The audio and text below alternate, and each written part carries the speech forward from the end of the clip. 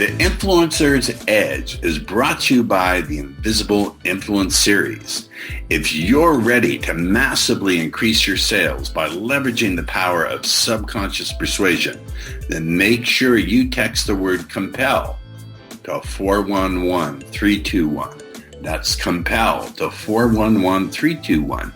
And if you're outside of the United States, then use WhatsApp and text the word COMPEL to 1-909-741-1321. Make sure you put in your best email address because that's how we'll deliver the goodies. Welcome to the Influencer's Edge. This is the place where you come to get the latest breakthroughs, cutting-edge insights, tools, and techniques to leapfrog over the pack in sales, persuasion, and influence. Be sure you visit our website at www.theinfluencersedge.com. And while you're there, subscribe to us via your favorite network. Now sit back, tune in, and enjoy today's episode. All right, welcome to the Influencer's Edge. Once again, we have an amazing guest. And, you know, it's my intent in these shows to bring to you people who are on the cutting edge of sales, influence, and persuasion. Today's guest certainly fills that definition. He is Alan Corey. Alan, welcome to the show. Paul, excited to be here. Thank you. Fantastic. So let me go through your bio. It is pretty impressive. So Alan is the host of Real Estate Maximalist podcast. He's the author of 3 books. That in and of itself is an achievement. So I just got to press the pause button right here and say, where in the world do you find the discipline to sit down and write 3 books? I've only written 1, and that was like pulling teeth. I enjoy writing. It doesn't feel like work to me, and thankfully, you know, I don't use my writing to pay the bills because it doesn't pay me handsomely, but it's been like the best business card is sort of how I explain it.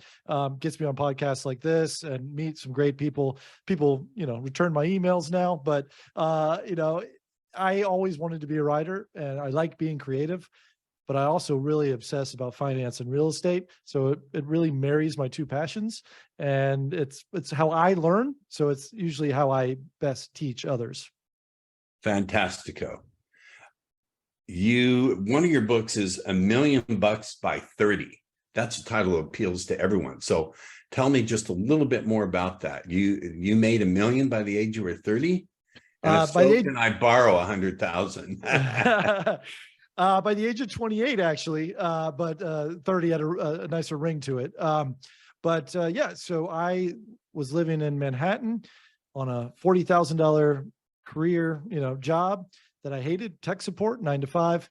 And it was just right out of college. I needed, you know, this is my first introduction to being an adult and corporate gigs. And I was like, okay, this is not the life for me. And I didn't have any money mentors in my life. I didn't know any rich people or anything. So I just went to the library and got, you know, read everything I could. I mean, this was before social media and blogs and YouTube. You know, I'm 44, but you know, in my 20s, those things didn't exist. So libraries was where I had to go, and just read as much as I could on it. And what I basically did is I took my salary and lived off 61%. I'm sorry, invested 31% of it. Invested 69% of it, lived off 39%. Wow. So that got down to like $16,000 to $18,000. Whoa. And, I'm going to interrupt my interruption. How did you deal with the fear and the uncertainty of doing that? It must have scared the crap out of you.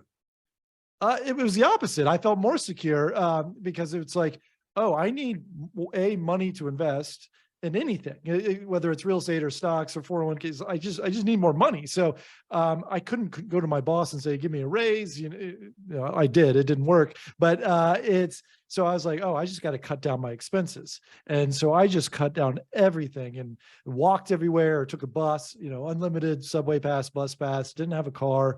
I actually lived in the projects during this. Wow. In Spanish Harlem, and lived off ramen noodles. I don't recommend that for everyone, but I was like, this is important to me because I will be miserable at this day job or any day job, honestly. The day job's fine, but it's just, that's not my nature. I just needed a foundation to build off of. And so I did that basically for 5 years and invested it in a bunch of different things, and it paid off. And it's all delayed gratification. I don't feel like I threw away my 20s. A bigger part of my story is I really wanted to be a comedy writer, and so I was doing stand-up comedy, and that's how you get hired to write for shows. And so I was like, well, I was in the clubs at 3:00 every single night, and I'd wake up and go to work, and was just a terrible, wasn't sleeping. And so I was like, I need some income to replace my day job income so I could focus on being a comedy writer. And then what I realized is, okay, wow, real estate, I'm better at it. It pays me better.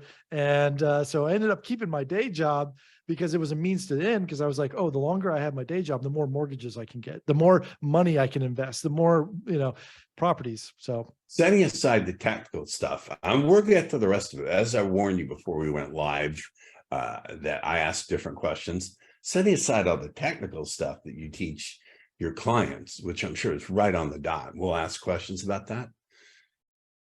This skill of delaying gratification, how in the world do you teach that to your clients and students about how to take on that psychology, that mindset of delayed gratification? And if so, how do you get that across? We're living in a society where there's instant gratification, instant stimulation. So how did you learn it? Were you a natural at that? And how do you convey that to your students and clients? I mean, I don't know if it's something you can necessarily teach. It's got to come from within. Like the goal has to be worth it, that you're willing to put up some sacrifice to reach that goal. And, where I learned, and I just realized we're like halfway through of your intro, so sorry if I went off on a tangent here, but no. I grew up surrounded, like both my parents were teachers, public school teachers. And so I didn't have a lot of wealth, but we lived in a wealthy neighborhood. So I was always surrounded by wealth, and I lived a life of, frugality, growing up. And so we had to be creative. We have to use our resources.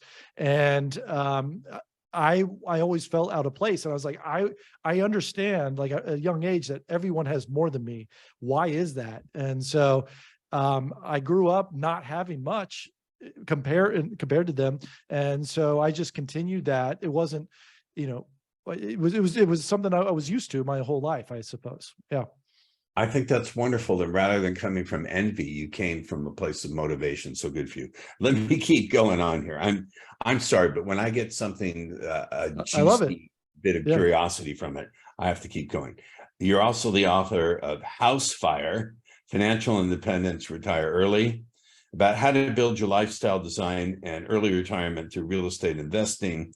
Alan has over 300, it says doors. That must be a misprint in your that's how real estate investors talk, because you could say I've got 300 doors, like that could be 3 100-unit apartment buildings, it could be 300 single family. Got it. And 20 years of experience, but teaches and only takes 3 to 4 properties to transform your life. That is absolutely amazing. So let me ask the first question. I think I have an answer to it. By the way, my parents were real estate brokers, both of them. Oh, okay. Why real estate over stocks? Because a lot of people like to play the market and see instant gratification, but why real estate? I think when I was 21 and learning about this for the first time, I could visualize it, right? Because I've lived in a house and I paid a landlord money. I was paying landlord money. Like it felt painful every month, the first of the month, doling out my money. And I was like, oh, that'd be great if it was the reverse and people were doling out their money to me. So I think, one, that was easy for me to visualize. 2, stocks, it was like, it felt a little gamblish, even though you all the data, like I couldn't go into, Amazon, because I invested in Amazon, and say, hey, Bezos, I think you should cut payroll and, raise price. Like I had no control. And that's what I was lacking. I wanted control of my finances, and I didn't have control of my day job. They decide what they could pay me. And so I felt like if they control my income, I still want to control my outcome. And so I went, it was just felt like I could decide what would it rent for, what I would buy it for, what renovations I'd put into it. I just felt in control of my money. And that it just sort of sunk in with me that way. I can see that's a really good way to put it, because rather than gamble, Yeah. you invest and you have that measure of control. I can actually very strongly see that. So this is something that's totally counterintuitive, and I like it. I like to have guests that have contrarian advice. So why is having a paid off property horrible? A lot of people say, do not be in debt, pay the damn thing off. So how you come into this conclusion? Because it's the opposite of what a lot of people are saying. Right. So for me, debt is that's like a lot of people come from the talking heads, Dave Ramsey, Susie Orman, at least I did, and they're all like, pay off your debt, pay off your debt. And that's great if you've got negative net worth. But once you're sort of get above that, you have control of your finances. Like that's the discipline. You're not at the, you can delay gratification if you can overcome that. Then you have the skill set to use leverage to help you. So what do you mean by leverage? I know what you mean, but a lot of people don't. Leverage is another name for mortgage or going into debt. You're leveraging someone else's money to increase your. So the way I look at it is this. Let's say you drive into a gas station, and you open the door and there's $1 on the ground today, and so you can get that dollar, pick it up, and say, "Hey, I'm going to go inside and buy a bag of candy." Maybe it's a Snickers bar for $1 if you're lucky, right? You can also say, "You know what? I'm prudent and I want to pay off my primary residence, so I'm going to mail this dollar into my mortgage company and get a full $1 off." Right? Like that's a legit option that someone would have. But let's say you leave that dollar on the ground and you hide it. And 15 years later, you come back to the same gas station. You're like, oh, wait, I wonder if that dollar is still there. So 15 years later, you pick up that dollar and you have the same debate with yourself. You can either go into the gas station, buy a bag of candy, which is now $3, right? Right. Inflation, right? Fine. So you're like, oh man, why I should have bought it 15 years ago when it was $1, right? But now I get a third of a bag of candy. But the other option is, hey, I can still mail this into my bank and get a full $1 off my mortgage payment. That doesn't change, right? So, because you have a 30-year fix. So the longer you have a mortgage, it's always going to feel like it's getting cheaper and cheaper and cheaper. And so it's always better to have more money to go buy things like candy, right? Or whatever lit goods. Like you need to be buying that today because it's the cheapest it's ever going to be. Your mortgage is going to get cheaper and cheaper and cheaper every single year. So why would you ever want to pay off that? Like that is your advantage. You want to lean into that advantage and keep it as long as possible. Yeah, I can also see, and correct me if this is not accurate, but I can also see if you're paying like a 3 or 3.5% fixed rate and inflation is running at 8.5%, you're paying back your lender at inflated dollars. So you're actually paying that, you're making money there because the dollars you're paying are worth a lot less. No, you just repeated my example back to me, but yeah, that's the point I'm trying to illustrate. Yes. Yeah, I got it. All right. I have to speak in terms that I understand. Yeah. Okay. Why are extra payments on your mortgage terrible? Well, it's the same principle there.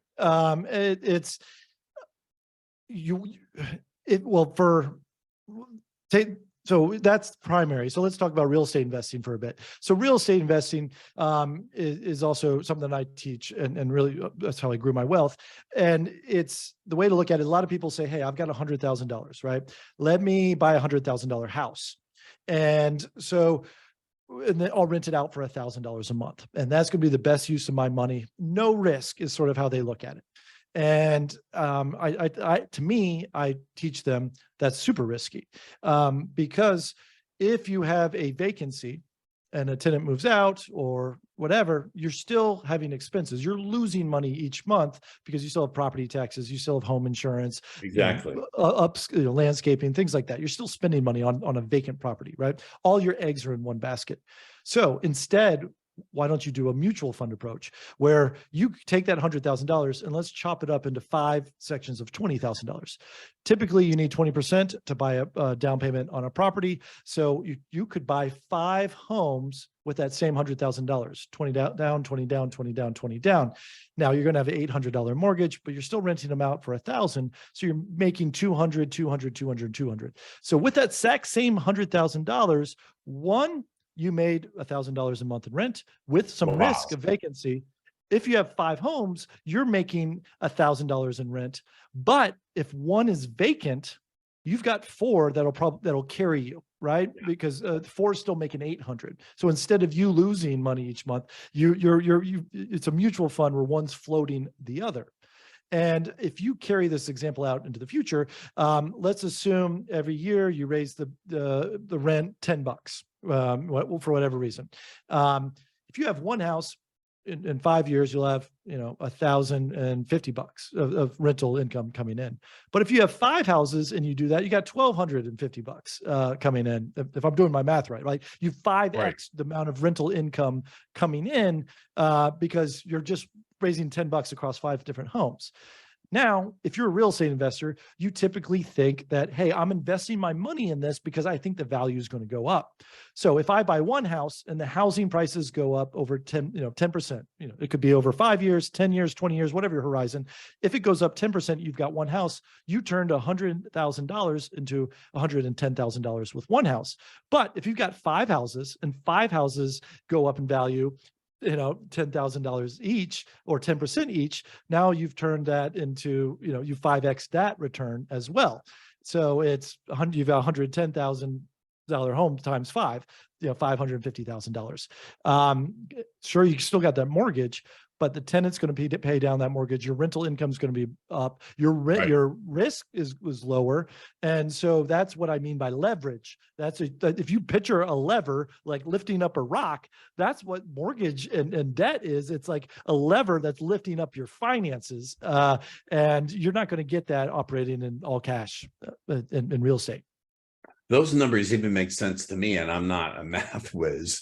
I think also in order to execute your strategy, in order to execute what you teach, you really do have to be willing to take on a contrarian way of looking at things. You have to be able to doubt the experts. And then you have to be willing to take on some measure of risk. There's no risk-free investment. If anyone comes along and tells you it's risk-free, take your wallet and run. I'm sure you'll agree. Yeah, my approach reduces risk. I'll give you more examples outside of the vacant tenant, but imagine you put $100,000 in one house and the neighborhood turns to crime, or it burns down to the ground, or you don't have insurance. You lose $100,000, right? Now, imagine if I've got 5 houses and one just burns to the ground, craps out, whatever, just falls. I still have 4. Like I said, it's a mutual fund. That's why you don't invest in one stock. You invest in thousands of stocks. Right. And it's the same sort of thing.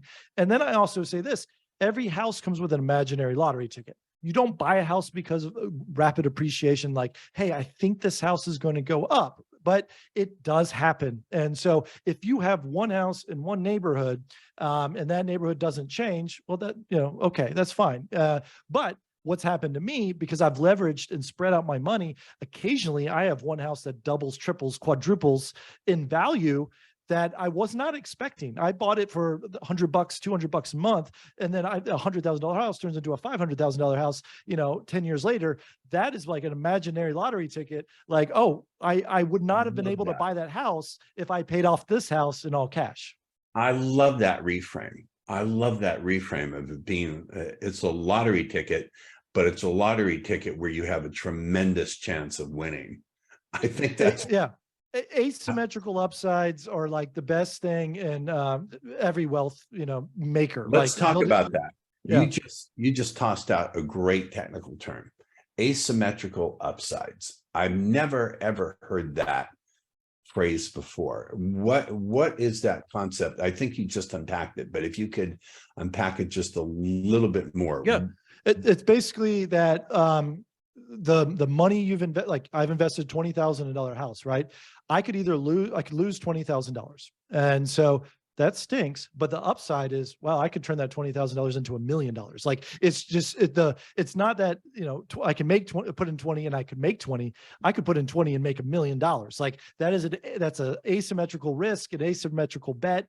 All the big entrepreneurs do this. Like Richard Branson, when he started Virgin Airlines, right? He invested in one airplane, and he actually negotiated that the airplane was free for the first 3 months. And then, so to prove he had a business idea, and then he said, I'll buy it at the end. So the upside was tremendous to him and to the company that loaned him the plane and everything. But the downside is, sure, he's got to pay for the fuel and the staff and the permits. And so to him, he's like, okay, I'll put $100,000 into this, but if it works out, I could have a $100 million business. And so that's how every sort of entrepreneur, inventor, risk taker operates. I see billionaires, I've worked with billionaires, and they'll start a company and they're still passing around the house to raise money for their company. And it's like, why would you do that? Because you have the money to run this company all by yourself. And it's like, listen, my company may take off, but if I split up my money across my company and 19 other new companies, all I need is one of these to take off, and it's worth my return on money, right? Because the chances are that a business is not going to become a unicorn, but if I spread across my money across 10 businesses, right, one of them might. And so that's how every wealth maker thinks. And I learned that as I went, and in the library and in real life. And so now I'm trying to just teach others as well. To me, as someone who's a student of human psychology and subconscious mind and the rest of it, kind of begs the question. The question is this: how does a person tell the difference between wishful thinking, like, okay, I can see this is really going to go up this much, and here's what it's going to, how do they tell the difference between wishful thinking and making a wise choice about what really is a good asymmetrical return? Do you get where I'm driving? Yeah, well, in my case, I call them imaginary lottery tickets. Like I do not make a decision. I don't even think about the asymmetrical upside when I buy a real estate property. I'm thinking about worst case scenario. Like worst case scenario is this still going to pay? Like, is the tenant going to cover all my expenses? Like worst case scenario would be I'm breaking even on this kind of thing. Or, hey, if I can't get this rent as a long-term, could I make this rent as a short-term rental? Or could I renovate it and then sell it and get my money back? Like all I'm thinking is I've got all these, backup plans and backups to the backup plans. I love this. Forgive me. I have to interrupt. This is so contrarian. Instead of people saying, oh, think positive, visualize the result, you're thinking worst case scenario first, which I think, again, is completely, yes, you're looking at the benefit. I get it. But you think first, what's the worst case scenario? A lot of people would say that's negative thinking and blah. I think that's just making great decisions. And I think what's really a valuable contribution coming from you, as I perceive it, is you're teaching people the art of making great decisions. Yes, it's about real estate investing, but at the end of the day, you're teaching making great decisions. And very few people teach that, Alan, to your credit. Oh, thanks. People teach positive thinking and visualizing results.